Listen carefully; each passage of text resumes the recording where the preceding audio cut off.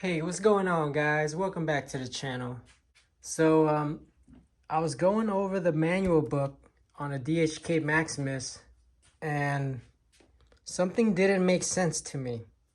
Now, if you notice, the hinge pin, it gets held into place by this skid plate that's on the bumper. And also, this hinge pin plate has a cover in the back here that stopped the hinge pin from going in and out or from falling off. And usually the hinge pin is just one solid metal rod. Let me show you guys. So it's something like this. This is the hinge pin, right? It's a metal rod. That's all it is. It's just a metal rod. And this plastic hinge pin plate holds it into place. And there's an end back here that holds that rod into place. Just like this plastic tab thing right here that holds it into place, right? I'm looking at the diagram of the front assembly, and here's the hinge pin. And there's a thread at the end. So it goes into the hinge pin plate, it goes into the lower arm, and then it goes to the other side of the hinge pin plate, and then there's a nut. And then there's a cutout right here, right where the skid plate is at. So I saw that, and then I looked at this. It didn't make any sense because there's no cutout here. This whole plastic thing holds the hinge pin into place. So how come there's a hinge pin that goes all the way through when it's not supposed to? So come to find out that this whole diagram is based off of the old model. Now, I never knew that. I never knew there was an old model DHK Maximus. So supposedly, this one here is the new model. That's why they eliminated the whole hinge pin that goes all the way through and end with the nut. Which I think it's better than the new model. Because if you lose this skid plate, your hinge pin is coming off. Right here, see? If this skid plates come off, this hinge pin plate also comes off, and then you lose your hinge pin.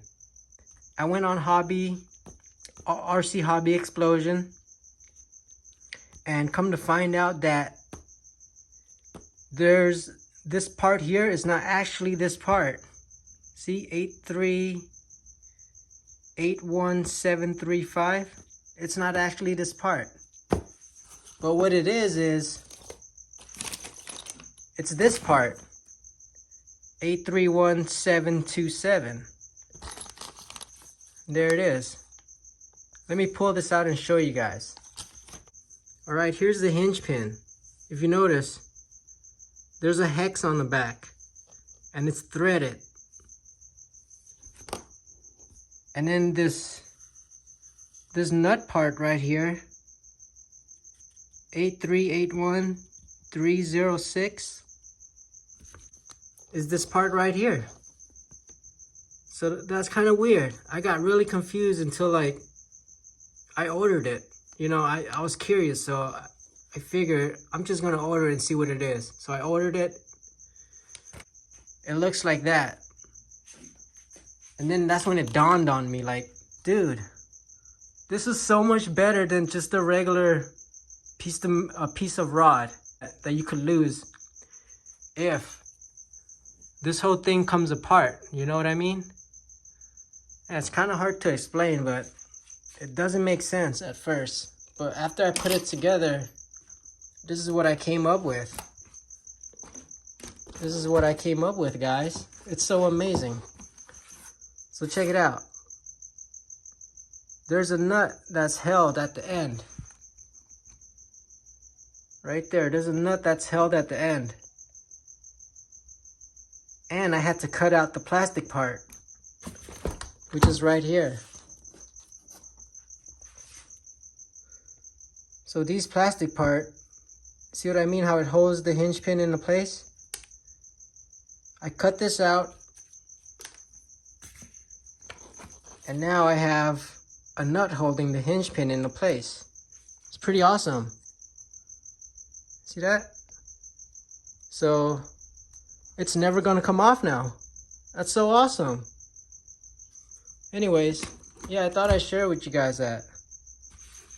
And if you know where to find this diagram, you can download this diagram from rchobbyexplosion.com.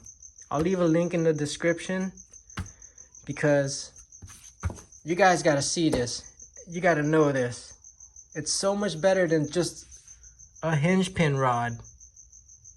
When you could have one that is threaded at the end with a nut to hold everything into place.